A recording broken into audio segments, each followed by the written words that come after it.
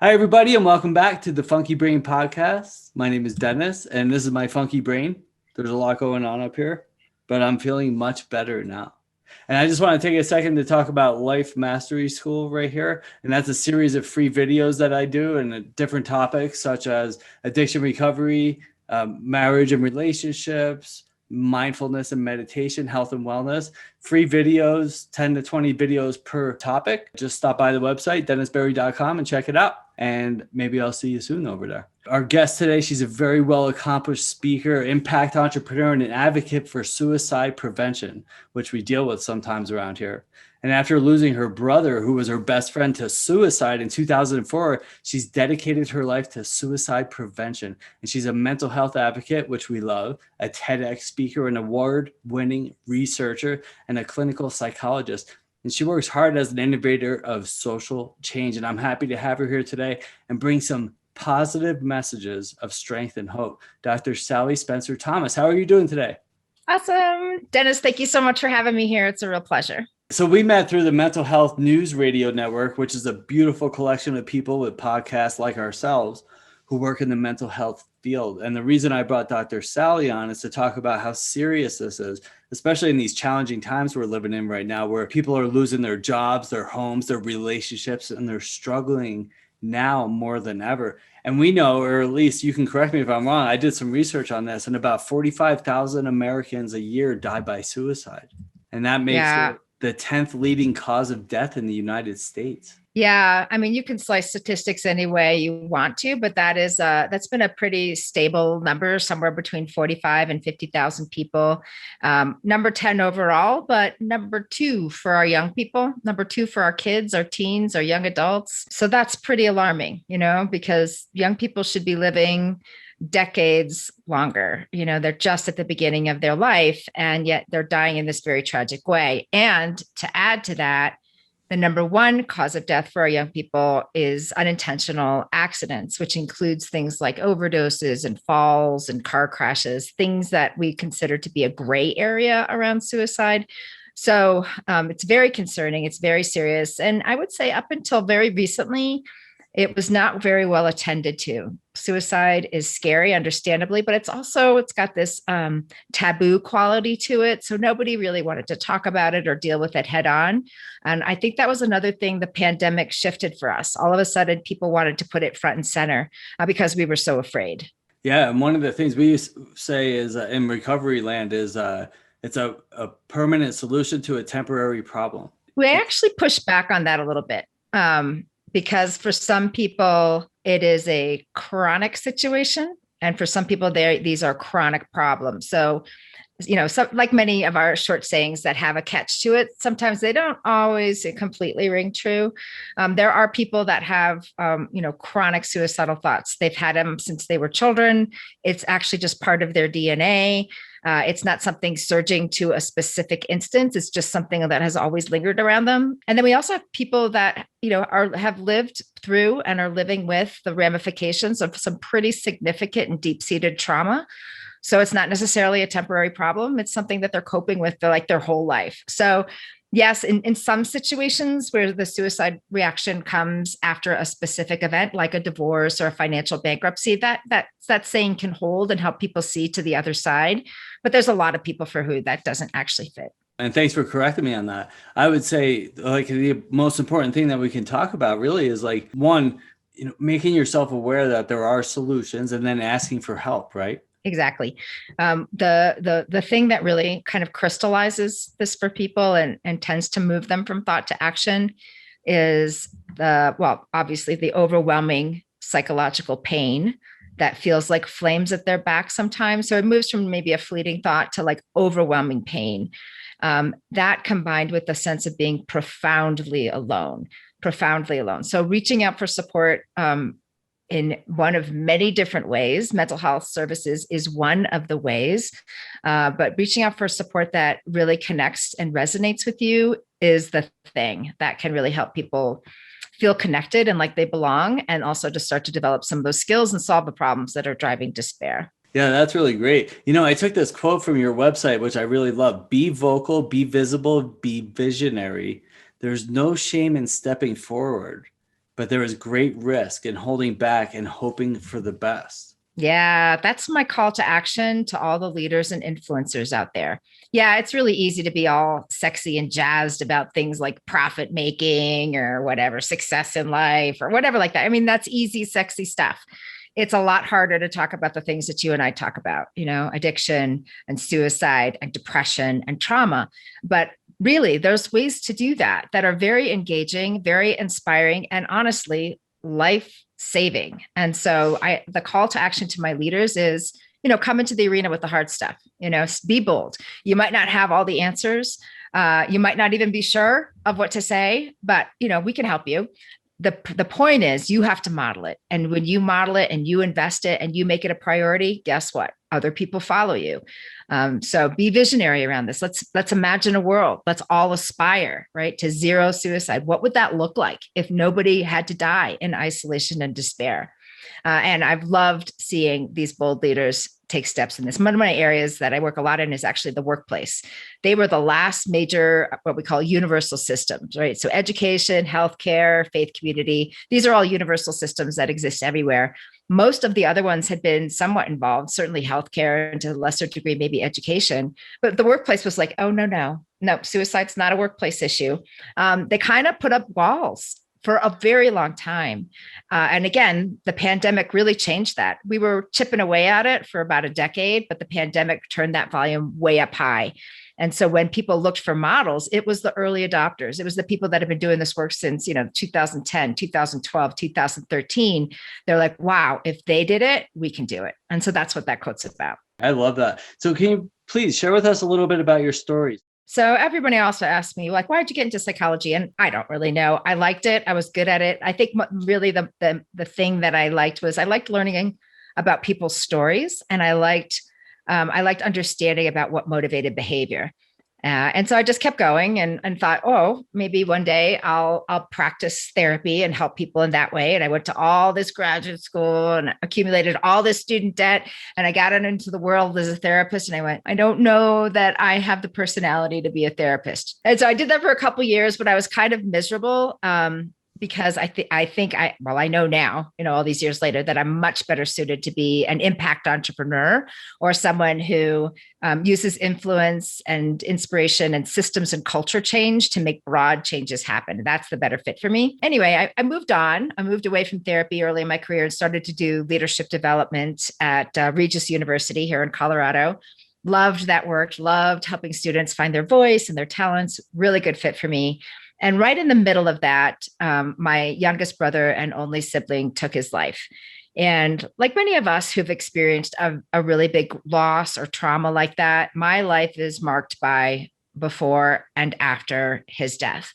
It had a profound impact on me. We were very close, especially in our younger years, very, very close. We knew he was struggling. He happened to be diagnosed with bipolar condition when he was a sophomore in college, but people would have not have made that assumption of him, of whatever assumptions they make about people who live with bipolar condition, because of all the shiny, sparkly things he had around him. He was very talented in many areas, in just about everything. And especially in his business work, he was super successful. He had a family, like all the trappings, all the things of how we measure people's success in life. He had it. But behind that, or alongside it, however you want to conceptualize it, he fought hard against his depression. And while he didn't have full-blown mania until that last year in life, like regulating his moods and his sleep and all of that was a big part of what he was managing outside of the public's view. And then in that summer of 2004, he had a full-blown episode of mania, and it totally derailed him. Like he just made all these reckless decisions, left his family, left his business partners, spent all his money, all these things. And when he woke up from that and he looked back at the rearview mirror of the destruction, the wake of his, the damages that he had created, he was so ashamed. He came home to us, I think, and honestly, to say goodbye. And so we got to reconnect with him after a period of being estranged, and then he died. It ended up being fatal. He took his life on December 7th, 2004. And it was just absolutely excruciating and crushing. And on the heels of his death, our family and his friends, we pulled together in our grief to just resolve to do something, as people often do after tragedy. We wanted to do something so that people didn't have to die like my brother died. But we decided that we were going to do bold gap filling work. And we're going to go scan the landscape, see what was already out there, find the biggest holes and figure out how to fill them. And what we noticed when we started looking at the data and the research was, again, this is like 2004, 2005, was that the majority of people who died by suicide were working aged men. The majority of those men never stepped foot in any kind of mental health services. They had one attempt and it was fatal. Well, that seemed like a really important gap to fill. And so we set on a course on how to reach these guys, how to make an impact, what they need, where to find them, how to engage with them, and see if we could do some things that would make a difference. And so that has been the course of my path ever since. Yeah, that's a powerful story. I've had a lot of friends in recovery over the years. Many dozens of friends take their lives.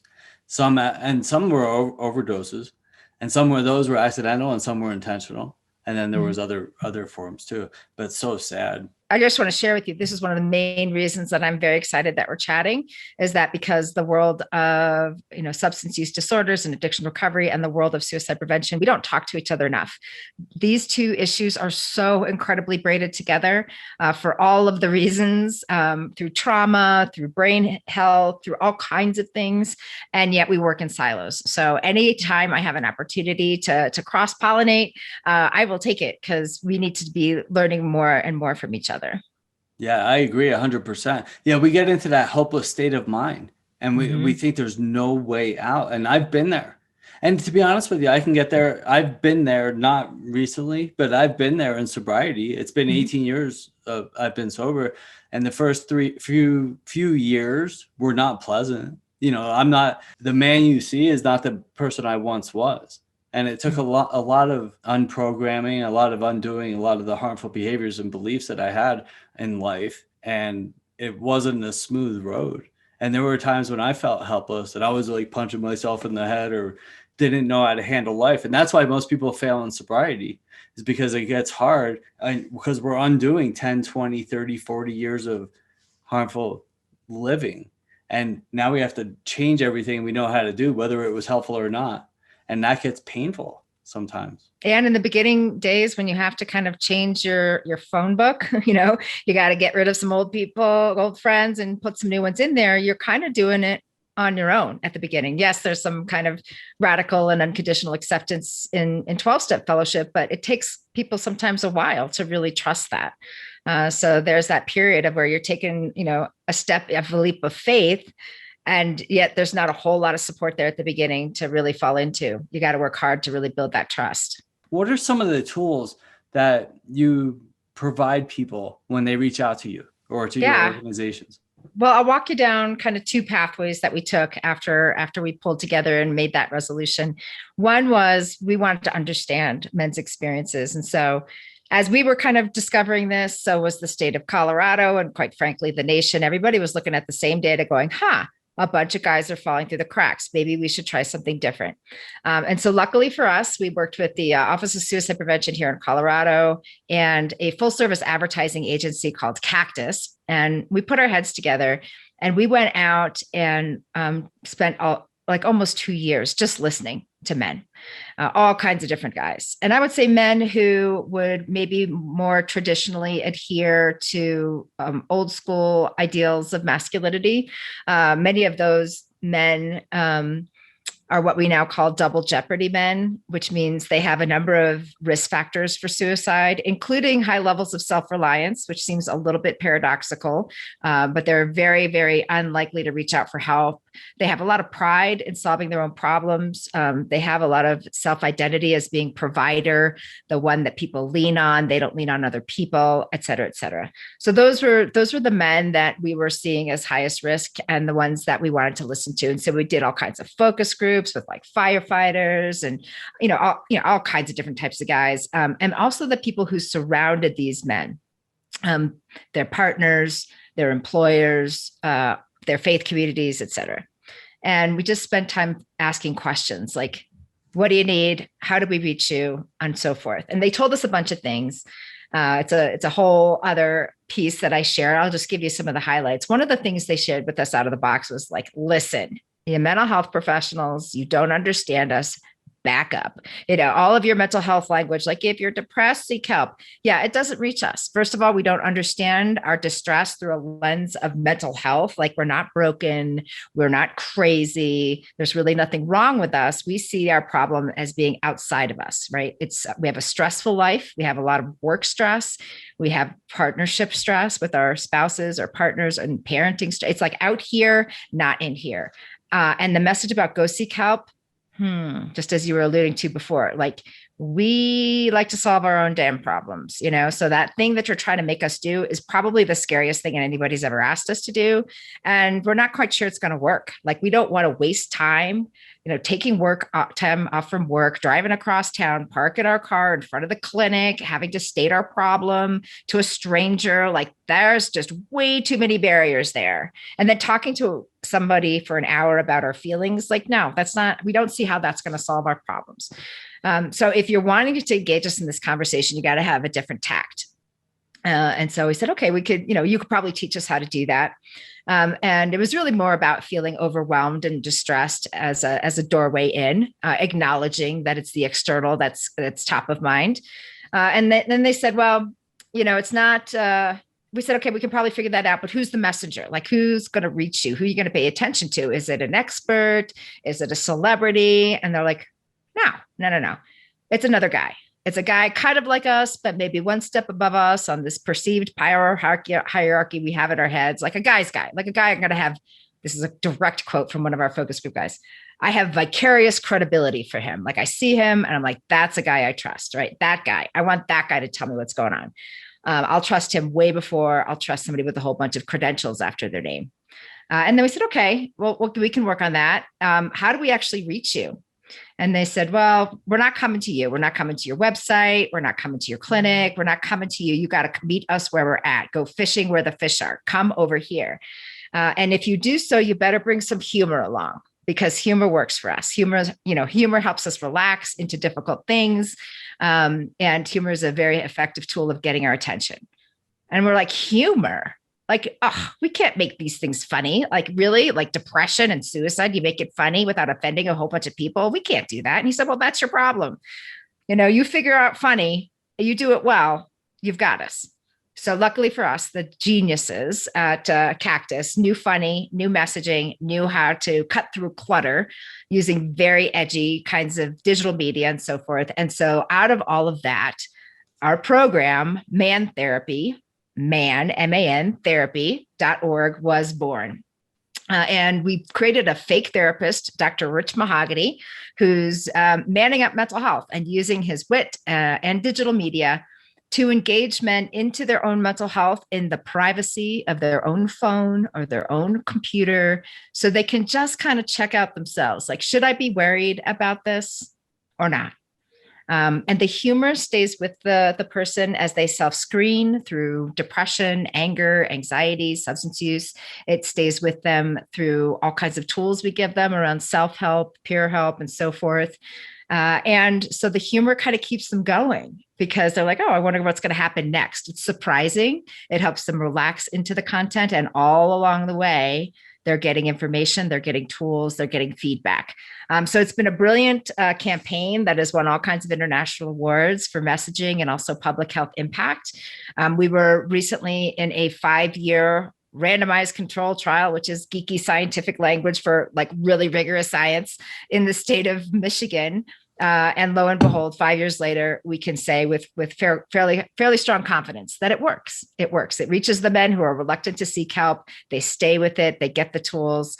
We've had hundreds of thousands of men self-screen since we kicked it off, and we can show that they have decreases in suicidal intensity after being engaged with the program. So it's exciting because it's free, universally accessible, and it works. So that's Mantherapy. Yeah, I'll just quote another one of our guys that evaluated the program for us. He said, when I go to a mental health website, It is so clinical. It is so dry. It honestly feels like it's sucking the last bit of life I have out of me. I went to your site and I felt seen. I felt known, and the humor made me relax, and like, I'm going to be okay here. And so that's kind of what we were going for. Again, it seems paradoxical, like making fun. We're not making fun of mental health or suicide. What we're actually mostly making fun of is how some of those traditional norms of masculinity don't always work for guys in this situation. So taking those kind of, stereotypical concepts and spinning them on its head a little bit. What is it? It's mantherapy.org, right? Yeah, mantherapy.org. And we have a YouTube channel, which has some of the videos there are funny. They use our fake doctor, Dr. Rich Mahogany, and his quirkiness, but a lot of them are also storytelling videos, because we know, right? The guys told us, I see a man who's just like me. So we have all kinds of different men in the storytelling videos telling their stories of experience, strength, and hope through life's difficult challenges. Awesome. Yeah, guys, if you're listening, please reach out. What a great resource. Everybody always talks about like the standard things like pray and meditate and all this type of stuff. And this is just a little outside the box, but could just be the thing that we need to hear to apply into our lives and not take ourselves so seriously. Yeah, it's a great place to start, actually. So, if you have a buddy or a partner, a man in your life, or a son or a father, or whatever, and they seem really reluctant about this whole conversation, it's a great place for people to start to think about and reflect and collect the resources, again, in the privacy of their own home. So from the focus groups, one of the guys said to me, before you make me go do that thing that seems really insurmountable, like go talk to a mental health professional, like I don't see myself doing that. Before you make me do that, can you just give me some self-help tips? So, and I quote, I can stitch up my own wounds like Rambo. I was like, you don't hear women say that very often. I want to stitch up my own wounds like Rambo. Right. But he said, because I got to know, like, I've exhausted all my personal resources to solve this. And if I can't get there on my own, then yeah, I'm a little bit more open to trying some of these other things out. So again, it gives men a chance to like try some things on and hear other men's stories and go poke around at some tools and all that stuff. Gives them a place to start taking some steps. So outside of the world of working in the suicide prevention, what else inspires you and what brings you joy in your life? Well, especially this past year, really getting tuned into those self-care practices has been hugely important. Over the course of my life, I think probably art has been a big piece of my self-care, wellness, and inspiration. In undergraduate, I was a dual major, studio art and psychology. And I got to that point at graduation. I'm like, what am I going to be? An artist? Psychology. My father's like, oh, hell no. I didn't pay all that money for you to be a starving artist somewhere. Go get your advanced degree. I'm like, okay. But it has always stayed with me. And I love it because, first of all, it's just a fun outlet for me. I get a lot of joy and flow, time just flies. But also I think it's just a great connection to the mental health world. Like a lot of people, arts are the go-to in terms of expression and connection. There's a lot of things we can do with the arts that we can't really do with everyday language. So I just love it. So that's a big one.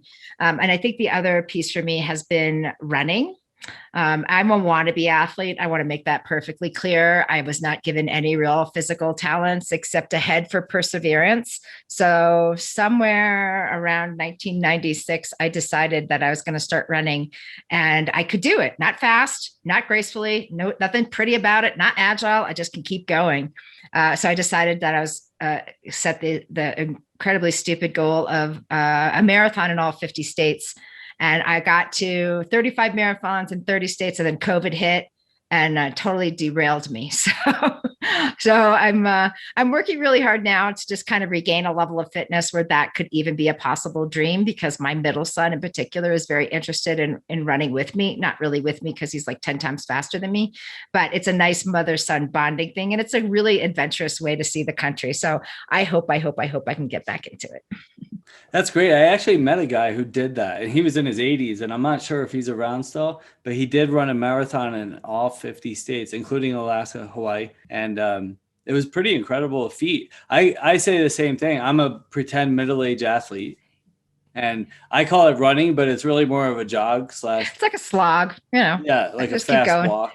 Right. Yeah. Right. Yeah. And I did all the fun, big, adventuresome marathons first. So I've done Alaska, I've done Hawaii, I've done New York, Chicago, the Marine Corps. So things I got left are like the Dakotas, actually just North Dakota and, Mississippi and Alabama. So I gotta get really jazzed to, drop the money to take the flight to go to some states that are just, I have to find the attraction and make myself excited to go. So that's also part of it.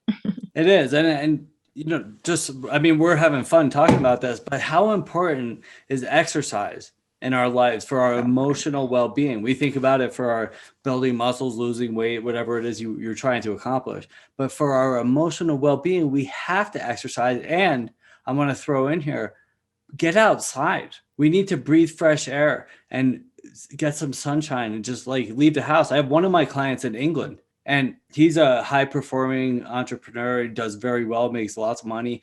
And I was like, when's the last time you were outside? Because he's all whacked out. And he's like, 4 days ago. I was like, 4 days? Get outside. So I have it on his calendar. Every hour it goes off for 3 to 5 minutes. Go outside at the top of every hour. Just go out and breathe. Yeah, I've just been listening to the Huberman Lab, and he's a neurobiologist out of Stanford. And he's got all this research that even 5 minutes of outside, not through your window, but go outside, sunlight into your face will do so much for you, regulating your sleep cycle, your mood cycle. Like 5 minutes, everyone can take a 5-minute break, go outside, put sunlight on your face. It'll do wonders. And then I interviewed somebody else for my podcast the other day, and he was talking about the benefits at 5 minutes, half hour, and then 3 days. If you can unplug and move outside for a solid 3 days in a row, you will have an entire mindset shift, which is very profound. And I know that to be true because I do a little backpacking with my family. And when you're unplugged from your devices and you're out in the weather and the sun and in nature for 3 days, you absolutely have a shift in how you view the world. Like all of a sudden things feel a little bit more manageable. It's really profound and very important. And in our digital age, we've gotten really disconnected from nature, but there's so much to be said about getting outside and moving outside. It's really crazy stuff. Just getting outside, like you talked about, I don't want to say cure, but it will certainly help any type of depression or anxiety or fears or whatever that you're feeling. Get outside, because our bodies were designed to move, not sit still for 23 hours. And I know people say, I don't have time. It's really important to also be present outside, but sometimes I like to bundle things, so I do a morning walk. It's pre-dawn because I'm a really early riser, which isn't always the safest thing to do in the woods in Colorado, but whatever. I've been doing it for decades. It's going to be fine. So a morning walk with my dog. And while I am on that walk, I'll either do like gratitude meditations, or I have a couple of podcasts that I really love. Some of them are just about beauty. So I have a poetry podcast that just makes my heart soar. It's so wonderful. I have some recovery podcasts that I like to listen to, or I just am fully present and listening for bears. As has been the case recently. But, bundling a couple of things is okay too. So I got the dog walked, I'm getting my exercise, I'm outside, I'm doing my gratitude thing. They kind of go together. So there's ways, I think, to put some things together, and you really just got to make it a priority. That's the bottom line. It doesn't take a lot, to make time for some of these things that we have tons of research that will give you mood boosts and sleep regulation and appetite regulation and all the things that we say we want. Yeah, well said. Thank you so much. So Dr. Sally Spencer Thomas, how do people get in touch with you? Sure. So my website is sallyspencerthomas.com.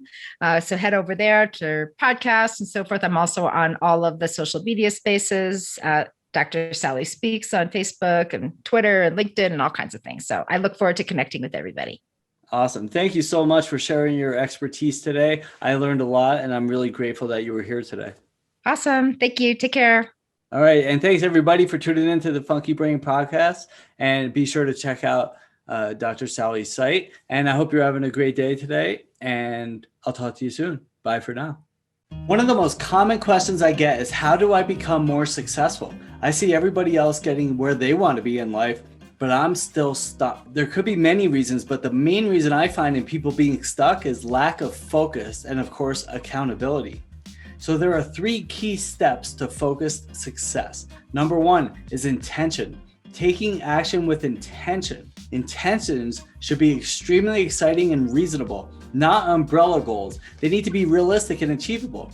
Like if you're making 50 grand a year and you want to make $1 million a year, that's probably not going to happen right away. I'm not saying it's impossible. It's just probably not going to happen next year. But what if we can get you to 100 grand next year? That would be double your income. That's awesome, right? And it's a huge achievement.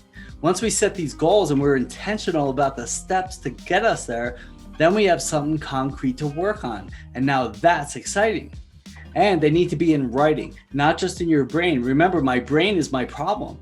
I think all the time, all over the place. I need to write them down and get them concrete. Now that's intention. The second step for focused success is gratitude. Create gratitude statements that are fun and passionate, but truthful and focused in reality. So if you're making 50 grand a year and you want to make 100 grand, then say, I'm grateful for the work I get to do to keep me living my life so I can get to my goal. I'm grateful for eating well and exercising so I can get to my goal of losing 50 pounds. I'm grateful for my kids, my partner, my house, my pool, my car. Stay in gratitude. There's no better way to stay positive and on track than living in gratitude. Third step for focused success is action. And action steps are everything. Let me repeat that. Action steps are everything. Once we clearly define our goal, our one thing, then we can create specific action steps to take on a regular basis to help get us there. And here's a huge piece. They must be uncomfortable, or we cannot expect change. They cannot be effortless, or there will be no change. Remember, the way that I've been doing things, my work habits, my drinking habits, my eating habits, whatever, they got me stuck here. So I need to do things a little differently than I have been doing, or I probably won't see different results. I mean, think about it. If I could have achieved these things on my own, I probably would have by now. So these goals, they need to be measurable. They need to be put on a timeline. Monday at 10 a.m., I'm doing this. Tuesday at noon, I'm doing this. When I'm working with my clients, we have lots of homework. And when I ask them, when will you have this done? And they say something like, maybe by the end of next week, I say, that's bullshit. Please have that to me by tomorrow morning, tomorrow by dinner at the latest. This is how you get results. The old you without an accountability partner would say, maybe by the end of next week. And then nothing would ever get done. That's how we got stuck here in the first place. Does that make sense? So hopefully some of this rings true with you and you're ready to make drastic changes in your life. If you don't know where to begin, or if you're looking for that push to get you to the next level, please reach out. Give me a call and set up a free session to start radically changing your life forever. The most satisfactory years of your life lie ahead. Life isn't over, it's just starting. I'll talk to you soon. Have a beautiful day today.